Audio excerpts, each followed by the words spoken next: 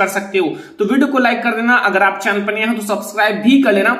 सबसे पहले हम लोग डिस्कस करेंगे ऑब्जेक्टिव क्वेश्चन। ठीक है, ऑब्जेक्टिव क्वेश्चन जो आपके हैं बहुविकल्पीय प्रश्न उसको देखने वाले हैं।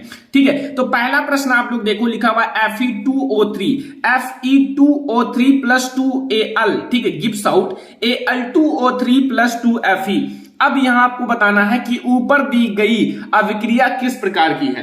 ये जो आपकी अभिक्रिया दी गई है ये किस प्रकार की अभिक्रिया है ये आपको बताना है। ठीक है, आपके पास ऑप्शन नंबर ए है संयोजन अभिक्रिया, ऑप्शन नंबर बी है द्विविस्थापन अभिक्रिया, ऑप्शन नंबर सी है आपका वियोजन अभिक्रिया, ऑप्शन नंबर डी है आपका विस्थापन अभिक्रिया। तो आप लोगों को पता होगा क्योंकि आप लोग पहला चैप्टर पढ़ चुके हो। ठीक है, तो मैं आपको बता दूं यहां आप लोगों को एक चीज दिख रहा होगा कि यहां से Fe2 जो है ना Fe2 यानी कि 2Fe अलग हो गया है, देख सकते हो यहां।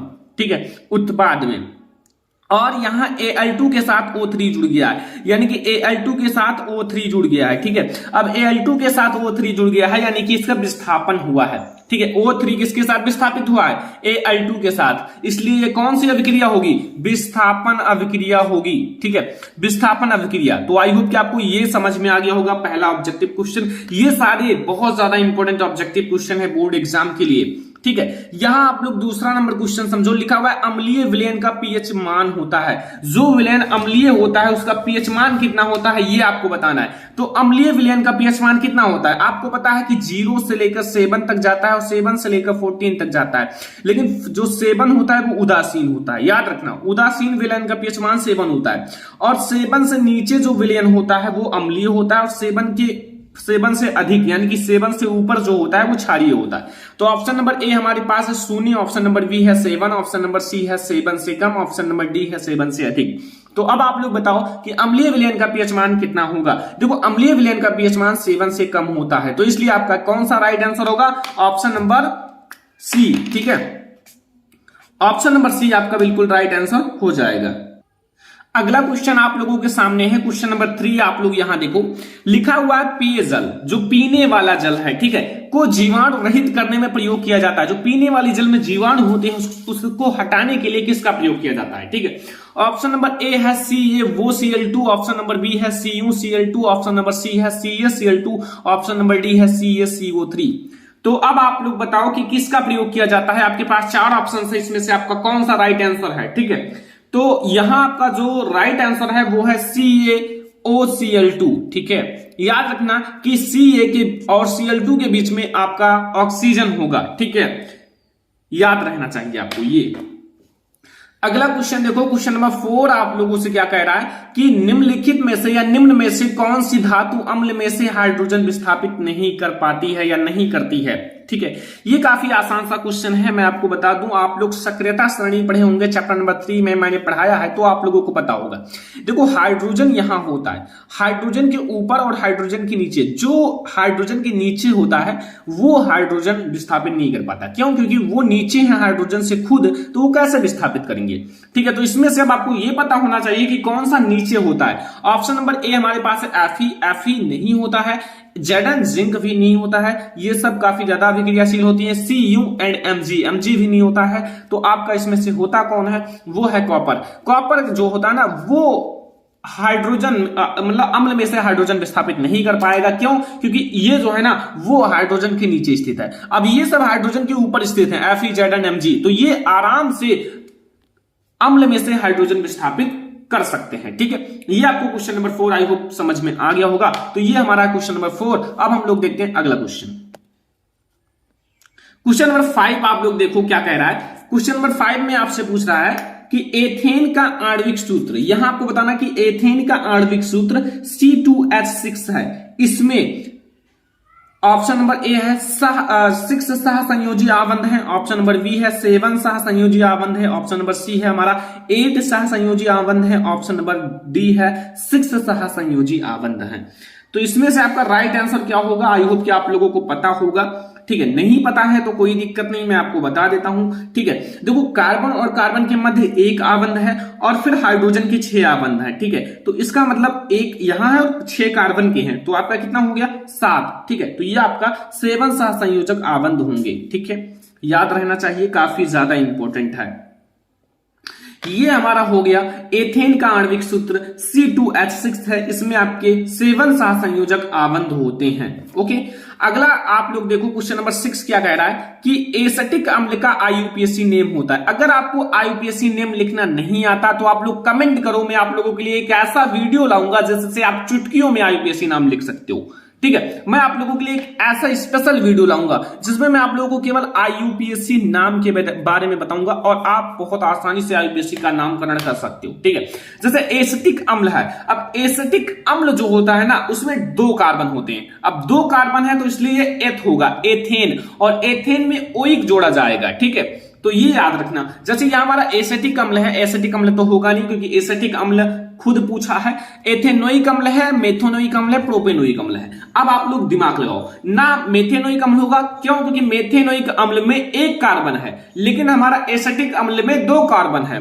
तो एसिटिक अम्ल में 2 कार्बन है। अब 2 कार्बन को क्या कहा जाता है? एथ कहा जाता है। अब एथेन में ओइक जोड़ दो यानी कि एथेनोइक अम्ल हो जाएगा। ठीक है, ये हमारा ऑप्शन नंबर बी जो है ना, ये राइट आंसर है। और आप लोग याद रखना, ये सारे आपके लिए बहुत ज्यादा इंपॉर्टेंट क्वेश्चन है। जितना मैं आपको ऑब्जेक्टिव क्वेश्चन बता रहा हूं, इन सबको बिल्कुल याद कर लो। ठीक है, यहां से आपके बोर्ड एग्जाम में जरूर आएगा। मैं आपको अभी से इंपॉर्टेंट क्वेश्चन और पूरा सिलेबस सब कुछ पढ़ाने वाला हूं। ठीक है, आप लोग मेहनत करो बस।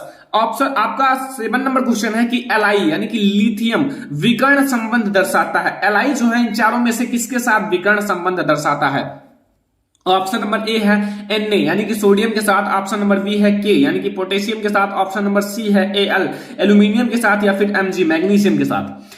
तो Li जो है, Li विकर्ण संबंध इन चारों में से किससे दर्शाता है? किस में दर्शाता है? जल्दी से बताओ। तो वो दर्शाता है Mg के साथ। किसके साथ? Mg के साथ। याद रखना, बहुत ज्यादा इंपॉर्टेंट क्वेश्चन है ये। ठीक है, अगला क्वेश्चन आप लोग देखो, ये क्वेश्चन बायोलॉजी का बहुत ज्यादा इंपॉर्टेंट है, एनसीईआरटी का है कि स्वापोषी पोषण के लिए आवश्यक है।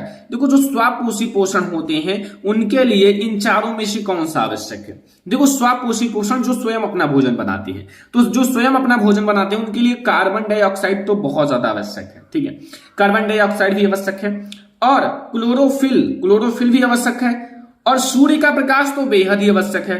तो अब ऑप्शन नंबर आपका डी सही हो जाएगा, उपयुक्त सभी। क्यों? क्योंकि जो स्वापोषी पोषण होते हैं, जो स्वयं अपना भोजन बनाते हैं, उनके लिए CO2 और तथा जल और क्लोरोफिल और सूर्य का प्रकाश सब कुछ चाहिए। तो आपसे अतिलक उत्तरी में पूछ सकता है कि स्वापोषी पोषण के लिए क्या क्या चीजें आवश्यक हैं। तो आप लिख देना CO2, कार्बन डाइऑक्साइड, जल, क्लोरोफिल, सूर्य का प्रकाश। ठीक है, ये लिख देना, आपको मिल जाएगा। ऑब्जेक्टिव में भी पूछा जाता है और अतिलक उत्तरी में भी पूछा जाता है। क्वेश्चन नंबर 7 है, पादप में जाइलम उत्तरदायी है। जो पादप होते हैं, पेड़ पौधे होते हैं, उसमें जाइलम ऊतक क्या करता है? देखो, आपकी 2 चीजें होती हैं। ठीक है, ऊतक आपकी 2 है। जैसे आपका जाइलम है, जाइलम तो मैंने अभी आपको बता दिया, ये तो आपको याद होगा। लेकिन अभी आपका जाइलम है, जाइलम। एक और आपका है, वो है फ्लोएम। ठीक है, फ्लोएम। लेकिन जाइलम क्या करता है, फ्लोएम क्या करता है? ये दोनों ऊतक हैं। तो जाइलम जो करता है वो क्या चीज करता है? ऑप्शन नंबर ए है जल का वाहन, ऑप्शन नंबर बी है भोजन का वाहन, ऑप्शन नंबर सी है भोजन का वाहन, और ऑप्शन नंबर डी है ऑक्सीजन का वाहन। इसको आप चेंज भी कर सकते हो, भोजन के वाहन की जगह आप और कुछ भी लिख सकते हो। ठीक है, यहां आप लोग लिख दो चाहे अम्लों का वाहन या फिर अमीनो अम्लों का वाहन। ठीक है, देखो ऑप्शन चेंज कर दो, अमीनो अम्ल। ठीक है, अमीनो अम्ल का वाहन। यहां आपका एक बार भोजन का वाहन है। तो वैसे जो आपका पादप में जाइलम है वो जल का वाहन करता है। किसका? जल का। याद क्या रखना है कि जल का वाहन करता है, और कोई भी ऑप्शन हो उस पर आपको ध्यान नहीं देना है।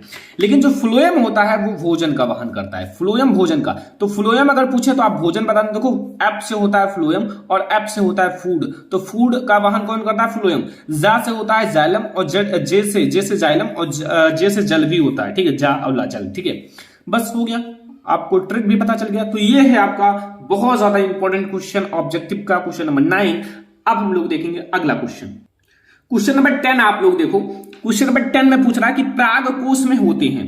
जो प्रागकोश होता है उसके अंदर क्या होता है? ठीक है, ऑप्शन नंबर ए है वायदल, ऑप्शन नंबर बी है अंडाशय, ऑप्शन नंबर सी है अंडक, एंड आपका परागकण। देखो, जब आप पुष्प को, जैसे आप गुड़हल का पुष्प तोड़ोगे तो आप लोगों को जो परागकोश होता है उसके अंदर देख लेना क्या होता है, उसके अंदर होता है परागकण। ठीक है, अब ट्रिक यही है कि पराग से होता है परागकोश और पराग से होता है परागकण, तो वैसे आपको थोड़ा सा माइंड लगाओगे तो याद आ जाएगा। ठीक है, तो ये हमारा राइट आंसर है क्वेश्चन नंबर 10 का कि परागकोश के अंदर परागकण होता है। ठीक है, अगला है कि निम्न में से कौन मानव में मादा जनन तंत्र का भाग नहीं है। इन चारों में से कौन सा है जो मादा जनन तंत्र का भाग नहीं है? ऑप्शन नंबर ए है अंडाशय, ऑप्शन नंबर बी है गर्भाशय, ऑप्शन नंबर सी है शुक्रवाहिका, ऑप्शन नंबर डी है डिंबवाहिनी।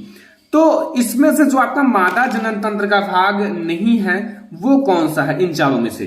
तो काफी आसान क्वेश्चन। देखो, अंडाशय जो है वो मादा जनन तंत्र का भाग होता है और गर्भाशय भी होता है। ठीक है, और यहाँ डिंबवाहिनी को अंडवाहिनी भी कहा जाता है, ये भी होता है, लेकिन शुक्रवाहिका जो है ये नर जनन तंत्र का भाग है। ठीक है, तो आप लोग ये याद रखना कि शुक्रवाहिका नर जनन तंत्र का भाग है, इसलिए ये मादा जनन तंत्र का भाग नहीं होगा।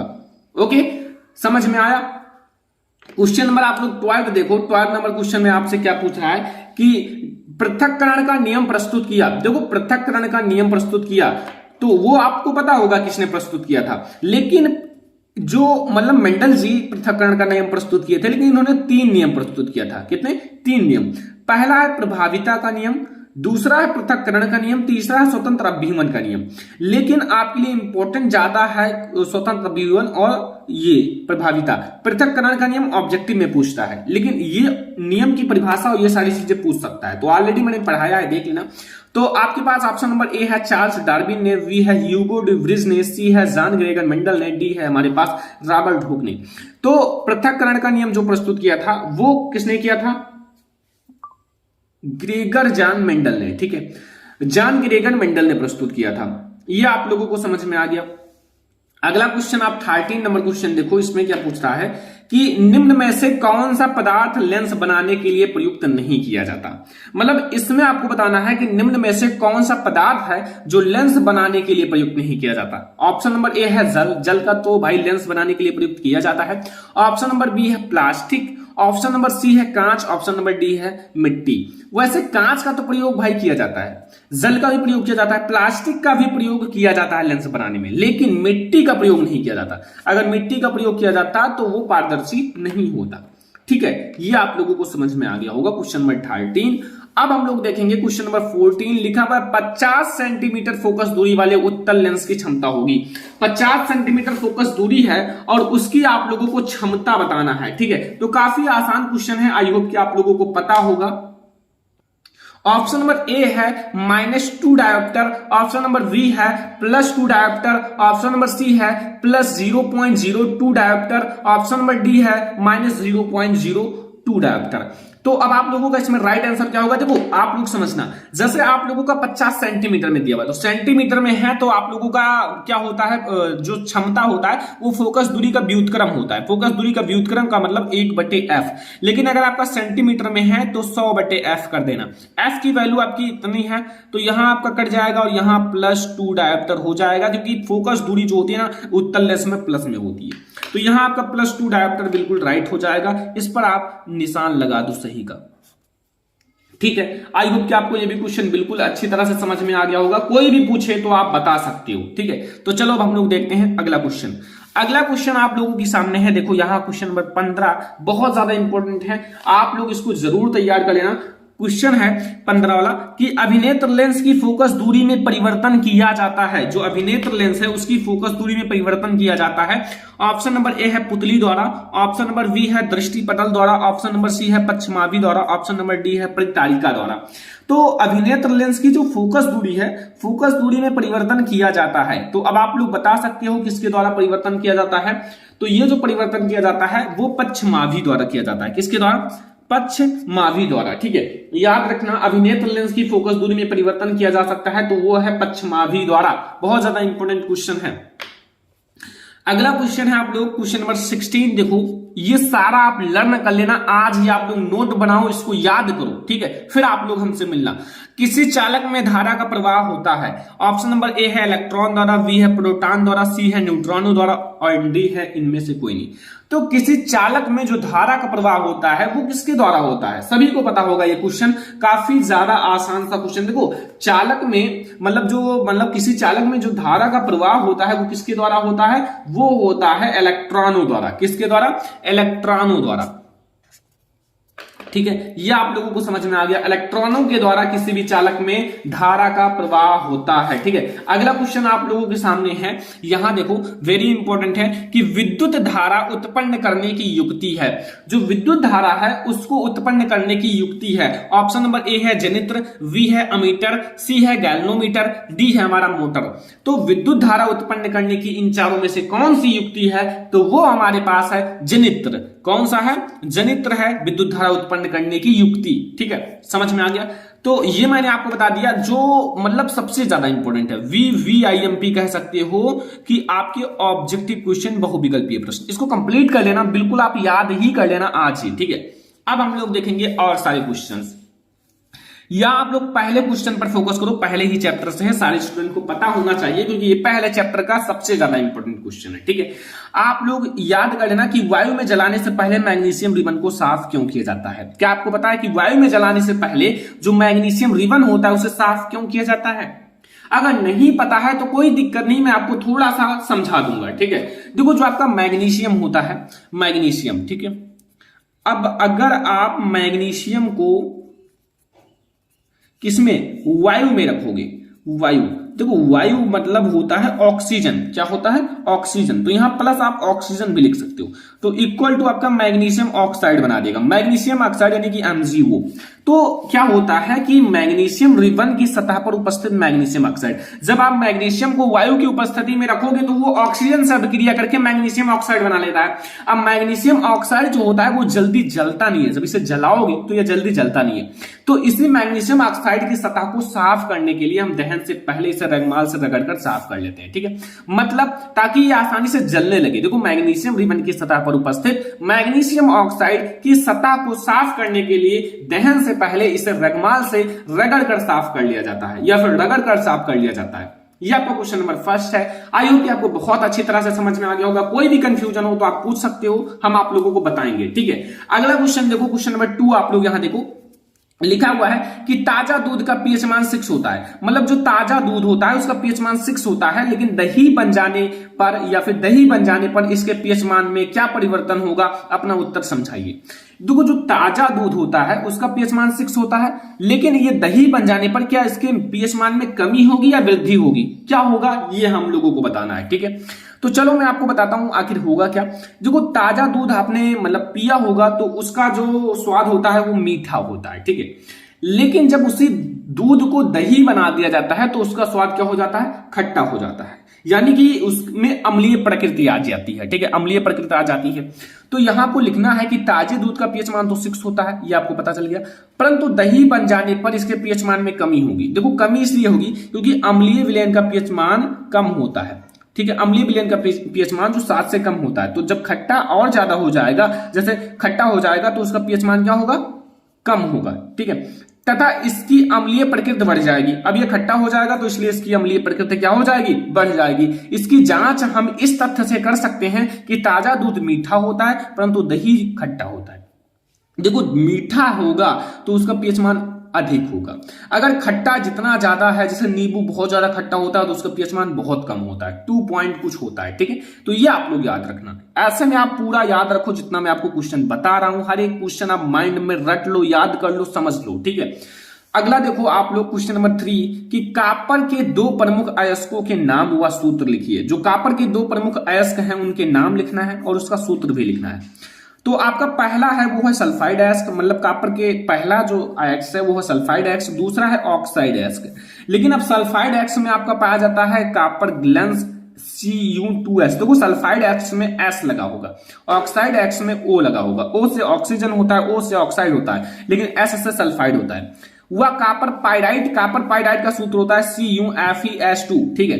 एंड ऑक्साइड में है केवल एक क्यूप्राइट, और क्यूप्राइट का सूत्र होता है Cu2O। क्या होता है? Cu2O। ठीक है, ये आपका क्वेश्चन नंबर 3 है जो बोर्ड एग्जाम के लिए बहुत ज्यादा इंपॉर्टेंट है।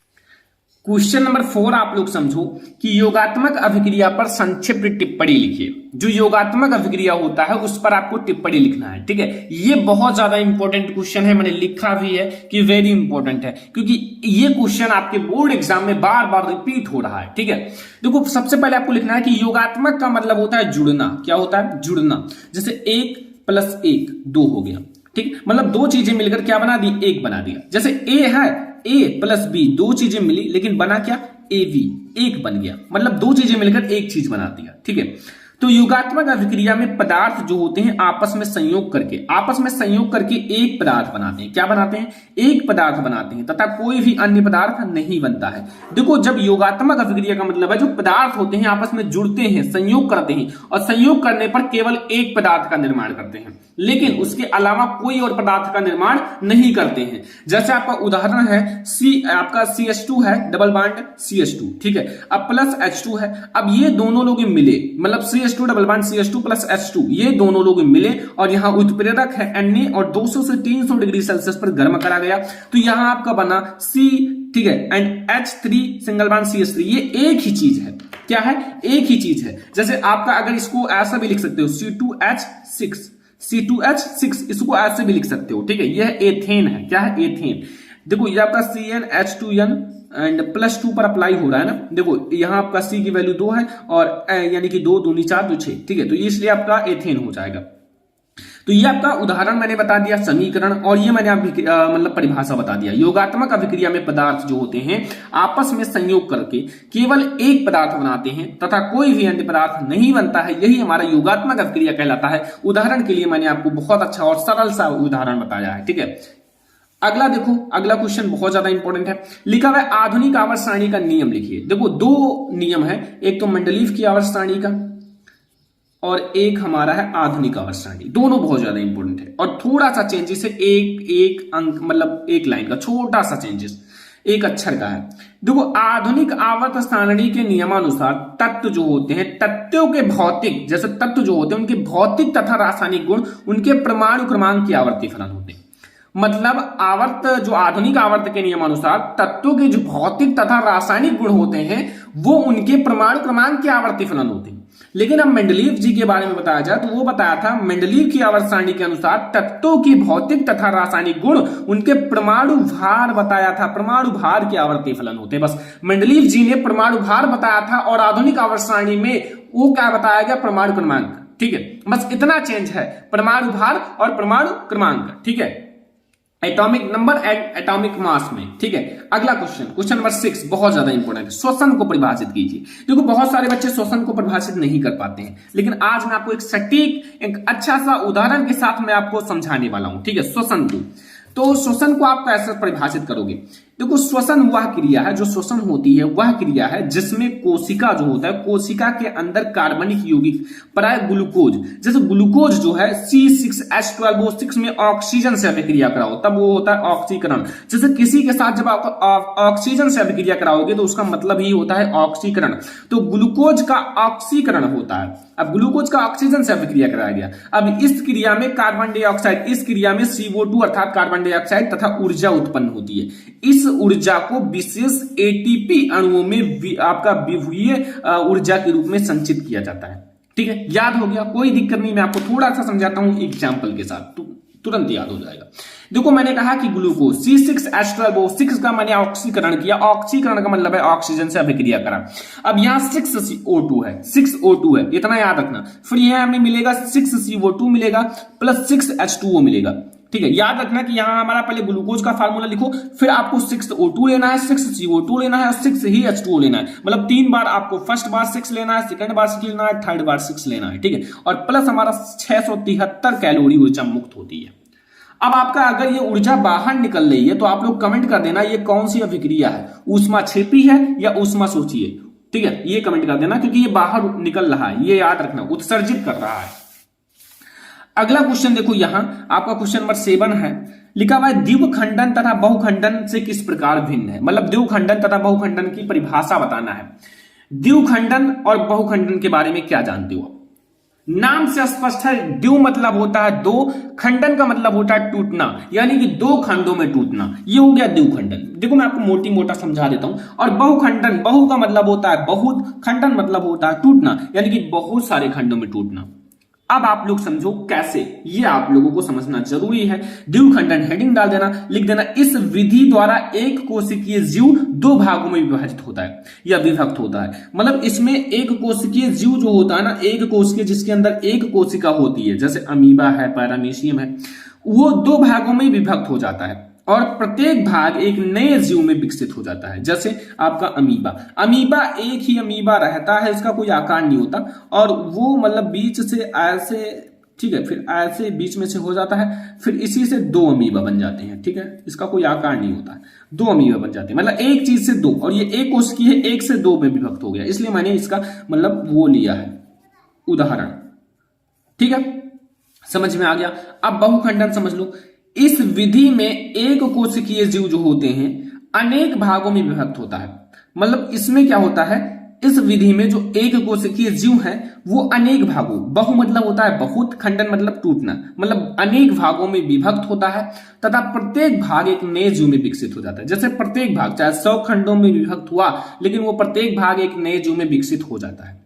तो ये हमारा होता है बहुखंडन। और एग्जाम्पल के लिए आप लोग कह सकते हो मलेरिया परजीवी या फिर प्लाज्मोडियम। ठीक है, मलेरिया परजीवी या फिर प्लाज्मोडियम। सारा क्वेश्चन याद कर लेना, बहुत ज्यादा मेहनत किया है इसलिए आप लोग इन सारे क्वेश्चन को याद कर लेना। जो सबसे ज्यादा इंपॉर्टेंट क्वेश्चन है वही मैंने सिलेक्ट किया है, और अभी से मैं आप लोगों को टॉपर बनाना चाहता हूं। आप लोग अभी से ऐसा पढ़ो कि टॉपर से भी अच्छा पढ़ो। ठीक है, हमसे तैयारी करो अच्छे से। अगला देखो 8 नंबर, लिंग सहलंगता से संबंधित किन्हीं दो बीमारियों का नाम बताइए। लिंग सहलंगता से संबंधित आपको बीमारी का नाम बताना है। ठीक है, आपका पहला है हीमोफीलिया, दूसरा है वर्णांधता। ये आपका दो बीमारी है, एक है हीमोफीलिया और दूसरा है वर्णांधता। ये दोनों याद रखना। हीमोफीलिया का मतलब है कहीं आपके शरीर में कट जाए तो खून बहना बंद नहीं होता, और वर्णांधता का मतलब है लाल और हरे रंग में विभेद नहीं कर पाना। ये होता है बीमारी। ठीक है, काफी खतरनाक होता है। क्वेश्चन नंबर 9 है, नेत्र की समंजन क्षमता से क्या अभिप्राय है। नेत्र की समंजन क्षमता से आप क्या समझते हो, ये आपको बताना है। तो नेत्र की समंजन क्षमता, नेत्र की वह क्षमता जिसके कारण वही अपनी मतलब इसको वह कर देना, वह, ठीक है, वह अपनी फोकस दूरी को समायोजित करके निकट तथा दूरस्थ वस्तुओं को फोकसित कर लेता है। फोकसित का मतलब होता है देख लेता है। ठीक है, नेत्र की समंजन क्षमता। देखो नेत्र की समंजन क्षमता का मतलब है आपकी आंख की क्षमता कितनी है, कितनी दूर तक आप देख सकते हो, कितनी नजदीक की वस्तुओं को देख सकते हो। तो नेत्र जो होता है, नेत्र की वह क्षमता जिसके कारण वह, ठीक है, वह अपनी फोकस दूरी को समायोजित करके निकट तथा दूरस्थ वस्तुओं को फोकसित कर लेता है, वही हमारा नेत्र की समंजन क्षमता कहलाता है। ठीक है, समझ में आ गया होगा। अब हम लोग देखेंगे एक बहुत ज्यादा इंपॉर्टेंट क्वेश्चन जो बोर्ड एग्जाम में आ चुका है, रिकॉर्ड तोड़ चुका है। बच्चे इस क्वेश्चन को जरूर याद कर लेना, क्योंकि यहां से ये क्वेश्चन आ सकता है बोर्ड एग्जाम में। ओम का नियम क्या है, ओम के नियम की व्याख्या कीजिए, प्रतिरोध का मात्रक भी बताइए। देखो ओम का नियम आज आप लोग समझ लो। जैसे ये दो चीजों पर बात किए थे, एक तो हमारा है विभव, ठीक है, एक हमारा है विभवांतर, दूसरा है धारा। ठीक है, इन दोनों पर बात किए थे, विभवांतर और धारा पर। और तीसरा हमारा जो नियतांक निकल के आया था वो था मतलब प्रतिरोध। मतलब बात तो इन दोनों पर किए थे, लेकिन इन दोनों के अनुक्रमानुपाती से हमारा नियतांक निकल कर आया था। ठीक है, तो या स्थिरांक निकल कर आया था। तो ओम के नियमानुसार जब भौतिक अवस्थाएं, जैसे भौतिक अवस्थाओं में कौन कौन सा आता है, जैसे हमारा है जैसे ताप है, दाब है, ठीक है, ये है, समान रहे तो किसी चालक में प्रवाहित होने वाली धारा, जो ये धारा है, प्रवाहित होने वाली धारा, उनके सिरों के बीच, जैसे ये चालक है, ये अब इनके सिरों के बीच, ठीक है, सिरों के बीच विभवांतर, ये विभवांतर किस समानुपाती होता है। मतलब कहने का है कि ओम के नियमानुसार जब भौतिक अवस्थाएं जैसे ताप दाब आदि समान रहे तो किसी चालक में प्रवाहित होने वाली धारा उनके सिरों के बीच विभवांतर के समानुपाती होता है। मतलब है विभवांतर समानुपाती धारा, V अनुक्रमानुपाती I। जब आप इस चिन्ह को हटाओगे तो यहां बराबर का चिन्ह लगाओगे, यहां स्थिरांक जुड़ जाएगा, यहां स्थिरांक हमारा R जुड़ गया। क्या जुड़ गया? R। ठीक है, अब R स्थिरांक जुड़ गया तो R हमारा V बराबर RI हो गया। अब यहां से R अगर आप निकालना चाहते हो तो R बराबर B/I, और R जो है चालक का प्रतिरोध है। क्या है? चालक का प्रतिरोध। अब हम लोग देखेंगे प्रतिरोध का मात्रक। प्रतिरोध का मात्रक यहां देखो प्रतिरोध है यानी कि V का मात्रक क्या होता है, विभवांतर का मात्रक पहले लिखो और बटे धारा I का मात्रक, धारा का मात्रक। तो हमारा वो होता है वोल्ट, विभवांतर का मात्रक वोल्ट होता है और धारा का मात्रक एम्पियर होता है, और ये दोनों मिलाकर आपका ओम हो जाता है। तो आपका प्रतिरोध का मात्रक ओम होता है और वोल्ट बटे एम्पियर भी होता है। तो ये है हमारे साइंस के इंपॉर्टेंट क्वेश्चन। आपको मैंने 17 आपको इंपॉर्टेंट ऑब्जेक्टिव क्वेश्चन और 10 आपका मोस्ट इंपॉर्टेंट क्वेश्चन बता दिया। आई होप कि आपको ये वीडियो बहुत ही ज्यादा पसंद आया होगा। अगर आपको ये वीडियो पसंद आया हो तो लाइक करना, शेयर करना अपने फ्रेंड्स के साथ, चैनल पर नहीं आया तो सब्सक्राइब कर लेना। और यहां से आपकी बोर्ड परीक्षा में 100% क्वेश्चन आएंगे। पेपर देने से पहले आप जरूर देख लेना। जितने स्टूडेंट देखे हैं तो अपने फ्रेंड्स के साथ शेयर भी कर देना ताकि उन्हें भी मदद मिल सके। तो चलो फिर मिलते हैं नेक्स्ट इंपॉर्टेंट वीडियो में, तब तक के लिए धन्यवाद।